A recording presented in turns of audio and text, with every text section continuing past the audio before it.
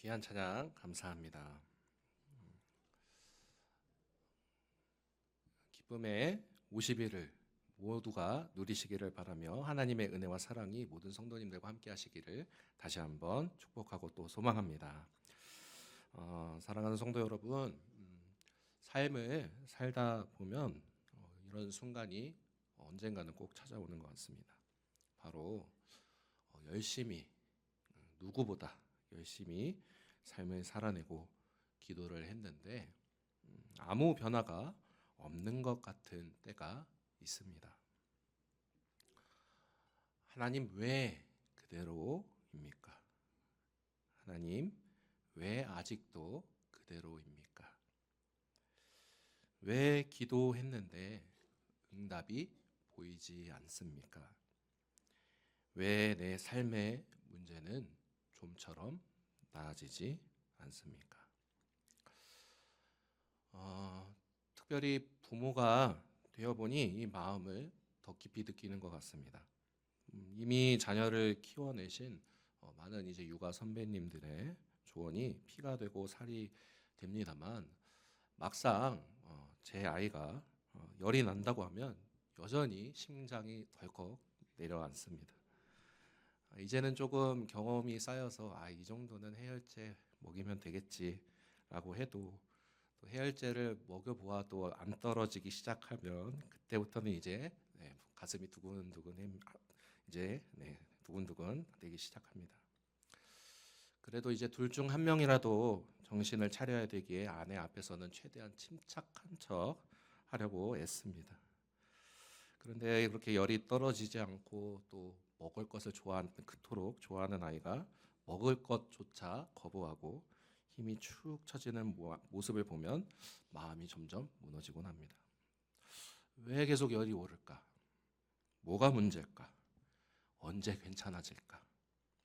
내가 지금 잘하고 있는 게 맞나? 질문이 꼬리를 물고 눈앞의 상황은 그대로고 시간은 참 더디게 흐르는 것 같습니다. 그런데 어떻게 보면 기도의 자리도 그런 것 같습니다.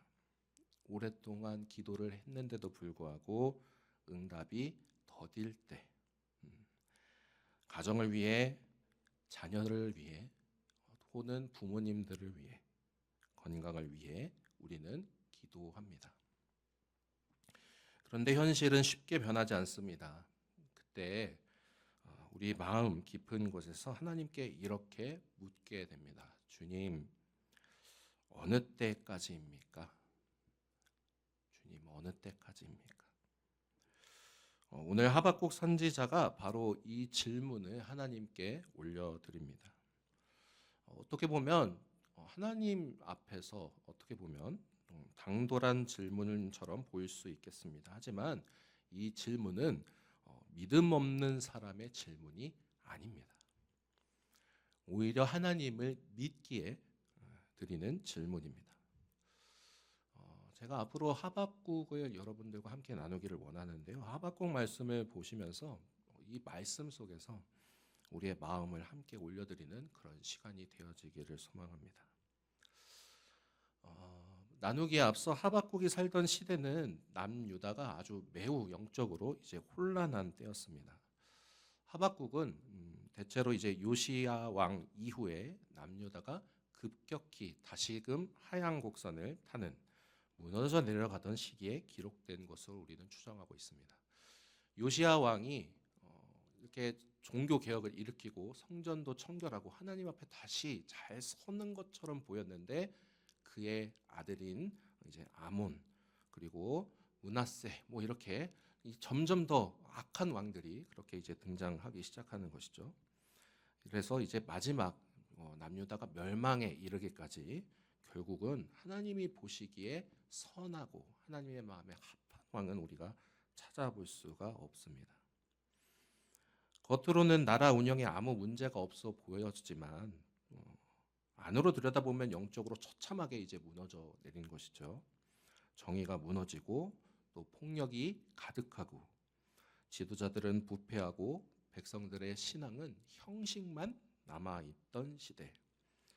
그리고 국외로는 아수르라는 그 강대국 무너질지 않을 것 같았던 그런 아수르가 점점 약해지고 신흥 강자인 바벨론이 이제 급부상하던 그런 시기, 나라 안팎으로 불안이 점점 커지는 시대였습니다. 한마디로 믿음을 가지고 살아가는데 참 어려운 시대였습니다.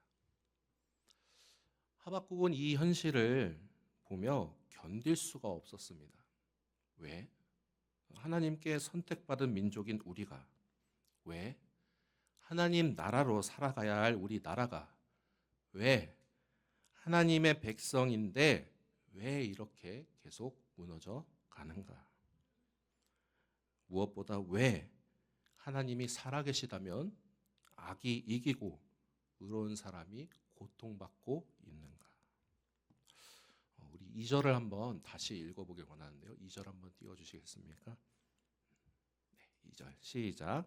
여호와여, 내가 부르짖어도 주께서 듣지 아니하시니 어느 때까지리까? 내가 강포로 말미암아 외쳐도 주께서 구원하지 아니하시나이다.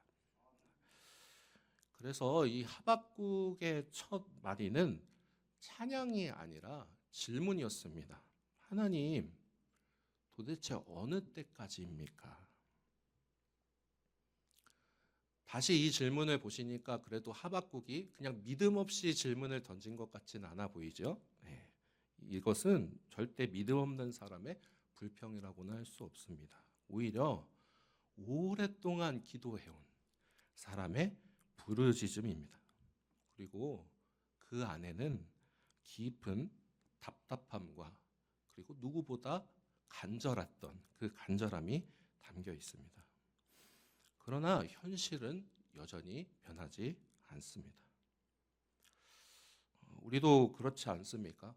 혹 여러분들의 가지고 있는 세밀한 그 기도 제목들 가운데 가정을 위해 기도했는데 여전히 어려움 가운데 있고, 자녀를 위해 부모를 위해 기도했는데 변하지 않아 보이고, 건강을 위해 기도했는데 답이 없는 것처럼 느껴질 때, 관계를 위해 기도를 하지만 풀리지 않을 때, 그때 우리의 마음속에서도 같은 질문이 올라올 것입니다. 하나님, 어느 때까지입니까? 언제까지입니까? 그런데 중요한 것이 하나 있다면요, 하박국은 하나님을 떠나지 않았다는 겁니다. 이 사실을 우리가 오늘 함께 붙들고 나아가기를 원합니다. 하박국은 하나님을 떠나지 않았다. 질문을 가지고 하나님께 오히려 나아갑니다. 이것이 바로 믿음입니다. 믿음의 사람도 질문합니다. 질문이 없어요. 나는 하나님을 온전히 신뢰해요. 네, 그것도 참 좋은 자세입니다만, 믿음은 질문이 없는 상태만을 바라는 것이 아니라 질문이 있다면 그 질문을 가지고 다른 곳을 가는 게 아니라 하나님 앞에 나아가는 겁니다. 그렇게 간절한 마음을 가지고 질문을 들고 하나님 앞에 나아가는 하박국. 그러나 이 질문 가운데서도 여전히 현실은 혼란스러워 보입니다. 그 본문 3, 4절을 보시면 하박국이 이렇게 현실을 아주 솔직하게 이야기하는데, 3, 4절을 보시죠. 어찌하여 내가 죄악을 보게 하시며 패역을 눈으로 보게 하시나이까? 겁탈과 강포가 내 앞에 있고 변론과 분쟁이 일어났나이다. 이러므로 율법이 해이하고 정의가 전혀 시행되지 못하오니 이는 악인이 의인을 애워쌌으므로 정의가 굽게 행하여 짐이니이다. 하나님의 나라, 하나님의 선택받은 민족이라 일컫던 그 남유다조차도 이렇게 하나님 앞에서 절대 아름다운 모습은커녕 조금이라도 그 의인, 마치 예레미야에게 질문하신 것처럼 예루살렘을 하루 종일 돌아다녀 봐라. 거기서 의인 단 한 명만 찾아봐라. 그러면 내가 멈추겠다고 하셨던 그 하나님의 질문처럼 지금 하박국도 이 현실을 바라보고 있는 겁니다. 정의라고는 전혀 찾아볼 수 없는, 하나님의 백성이라고는 전혀 찾아볼 수 없는 작금의 이 현실 말입니다. 폭력, 죄악, 다툼, 분쟁이 그토록 가득한 그 자신의 나라의 현실을 한마디로 세상이 무너지고 있는 모습입니다. 하박국의 전부였던 그 세상이 무너지고 있습니다. 믿음의 사람에게 가장 힘든 것이 있다면 어쩌면 그 문제 그 자체보다 문제가 계속되어지고 있는, 진행되어지고 있는 현실 아니겠습니까? 오늘 우리가 살아가는 이 현실도 다르지 않은 것 같습니다. 앞서 우리 집사님도 기도하셨고, 앞서 우리 예배 때 장로님께서도 기도해 주셨는데, 세상은 점점 더 혼란스럽습니다. 나라와 나라, 민족과 민족이 다투고, 또 그 다툼의 이유는 종교, 어쩌면 경제, 어쩌면 자국만의 이익을 탐하기 위한 욕심 때문에 힘으로 모든 것을 지배하려고 합니다. 그뿐만이 아니라 날로 발전하는 그 기술 속에서 어쩌면 AI가 발전하고 또 기술이 발전한들 우리에게 참 도움은 되지만 우리의 마음 가운데 내면을 바라본다면 어떻습니까? 우리의 내면을 그것으로 혹시 채울 수가 있습니까? 사람의 내면을 채워줄 무언가를 찾기 위해 저마다 방황하지만 찾지 못합니다. 사람과 사람 사이의 관계는 내 힘으로 아등바등 될수록 더 깨어지고 그러다가 지치고 하나님의 말씀의 그 기준뿐만이 아니라 오늘날 이 세상에 널리 이제 있는 철학과 또 사상조차도 이제는 무엇이 옳고 그른지 그 기준이 흔들리고 있는 세상이 바로 요즘 세상이지 않습니까? 그렇다면 오늘을 살아가는 우리 그리스도인들, 바로 성도들이 이런 현실을 보며 질문합니다. 하나님, 왜 이런 일이 계속됩니까? 하박국도 바로 그 마음으로 하나님 앞에 섰습니다. 하나님, 왜 이런 일이 계속됩니까? 그 부르짖음 가운데서도 정말 참 아쉽게도 오늘 본문에서는 하나님의 응답이 전혀 등장하고 있지 않습니다. 바로 하나님의 침묵입니다. 그래서 하박국은 더욱 답답합니다. 기도를 했는데 상황은 여전히 그대로, 악은 여전히 기세등등하여 선을 둘러싸고 아예 잡아먹고 있습니다. 그런데 이 가운데 우리가 붙들어야 할 진리가 있습니다. 바로 하나님의 침묵이 곧 하나님의 부재를 뜻하는 것은 아닙니다. 다시 한번 말씀드립니다. 하나님의 침묵이 곧 하나님의 부재를 뜻하는 것은 아닙니다. 침묵처럼 느껴질 뿐 하나님은 여전히 일하고 계십니다. 때로 하나님은 상황을 먼저 바꾸시기보다 그 상황을 통하여 우리의 믿음을 먼저 다듬으시는 분이십니다. 금이 불 속에서 뜨겁게 달궈질 때에야 정련되고 단단해지듯이 토기장이의 그릇은 토기장의 손에 따라 모양이 만들어지고 불 속에서 연단되어질 때 아름다운 그릇으로 완성되듯이 우리의 믿음도 인내의 시간, 기다림의 속에서 더욱 깊어집니다. 우리에게 가장 좋은 예로 창세기를 보시면 요셉이 등장합니다. 요셉은 어릴 때부터 꿈을 받았지만 그 꿈이 바로 이루어졌습니까? 그렇지 않습니다. 그가 어릴 적부터 꿈을 꾸었는데 그 꿈은 형들에게 미움을 받게 되었고 구덩이에 던져지게 되었습니다. 도대체 그 무지개색 채색옷이 무엇이길래, 그놈의 꿈이 뭐길래 결국 요셉은 구덩이에 갇혔을 때 오히려 그 미디안 상인이 지나가던 길에 노예로 팔려가고 또 억울하게 감옥까지 갇히게 되지 않습니까? 혹 여러분이 그 시간과 상황 속에 똑같이 이제 계셨다면 하나님께 물어보지 않으셨겠습니까? 하나님 왜 나에게 이런 일이 있습니까? 하나님 왜 저한테 왜 그러십니까? 라고 이렇게 분을 내면서 질문할 수도 있겠습니다. 하지만 하나님은 침묵하신 것이 아닙니다. 그 시간을 통하여 요셉이 후에 총리직을 잘 수행할 수 있는 지혜로운 사람으로 하루하루 그렇게 빚어내고 계셨습니다.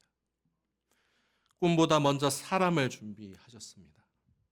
유한한 우리는 환경을 바라보면서 한계를 느끼고 어떻게 하면 그 한계를 뛰어넘어 볼까? 어떻게 하면 그 다음을 준비할 수 있을까 애써 보기도 하지만 그렇지만 우리의 한계를 넘어 하나님은 환경보다 먼저 사람을 만드십니다. 우리의 기도의 응답보다 먼저 하나님은 기도하는 사람을 변화시켜 내셔서 사용하십니다. 그렇다면 이 사실을 우리에게 적용해 본다면 하나님은 문제를 짜잔 하고 해결하시기 전에 먼저 우리로 하여금 그 문제를 감당할 믿음의 사람으로 그렇게 빚어내십니다. 또 한 명이 있지 않습니까? 사무엘상의 다윗을 우리 한번 기억해 봅시다. 열왕기에서 보는 다윗은 이미 멋진 왕, 전쟁에서 승리하던 왕이지만 사무엘상을 보시면 다윗의 처참한 도망기, 아주 동굴 속에 광야 가운데 계속해서 도망하는 모습이 등장하지 않습니까? 그도 어릴 적에 너가 다음 왕이 될 것이다 라고 기름을 부음 받는 사람 아니었습니까? 그러나 어떻습니까? 사울이 동굴의 끝까지 쫓아와 죽음의 문턱을 이제 넘길 것만 같은 그 찰나의 순간에도 다윗도 이렇게 충분히 물어보지 않았겠습니까? 하나님, 도대체 내가 언제까지 이렇게 도망해야 할까요? 하나님 분명히 나에게 약속하셨는데 내가 지금 왜 여기에 있습니까? 하나님의 약속을 잊으셨을까요? 아닙니다. 하나님은 그 약속을 감당할 사람으로 다윗을 계속해서 빚어내고 있으신 겁니다. 그거와 마찬가지로 오늘 이 시간 우리도 하나님은 우리를 빚어내고 계십니다. 하나님의 약속이 늦어지는 것이 아니라 약속을 감당할 사람으로 그 약속을 준비시킬 그 시간을 통하여서 우리를 계속해서 빚어내고 계신 겁니다. 그러므로 오늘 우리의 삶도 마찬가지입니다. 하나님이 문제를 해결하시기 전에 우리가 그 문제를 감당할 믿음의 사람으로 세우시는 과정입니다. 기도의 응답보다 먼저 기도하는 사람으로 우리를 변화시키십니다. 하나님은 지금 당장의 상황보다 우리의 마음을 먼저 어루만져 주시고 계십니다. 그러므로 사랑하는 성도 여러분, 오늘 하박국 1장의 이 메시지는 이것입니다. 질문하는 믿음도 믿음입니다. 그 가운데 침묵처럼 느껴지는 그 시간 속에서도 하나님은 여전히 일하시고 계십니다. 그렇다면 하박국의 질문은 어떻게 마무리가 되었습니까? 잘 아시듯이 하박국은 1장에서 계속 질문합니다. 2장에서도 현실은 변하지 않습니다. 그러나 3장까지 갔을 때 어떻게 그의 입술이 변했습니까? 무화과 나무잎이 마르고 포도나무에 열매가 없으며 감람나무에 소출이 없고 외양간에 송아지가 없어도 누구로 인해 즐거워합니까? 난 여호와로 인해 즐거워하리로다. 사실 이 곡조가 있는 찬양 아시지 않습니까? 굉장히 빠른 템포의 즐거운 찬양인데 사실은 그렇게 부르는 찬양이 아닙니다. 정말 나라가 진짜 바다 끝까지 멸망하기 직전의 상황인데도 하박국은 아이고 하나님, 나 그래도 하나님 덕분에 찬양하겠습니다. 이렇게 고백하는 겁니다.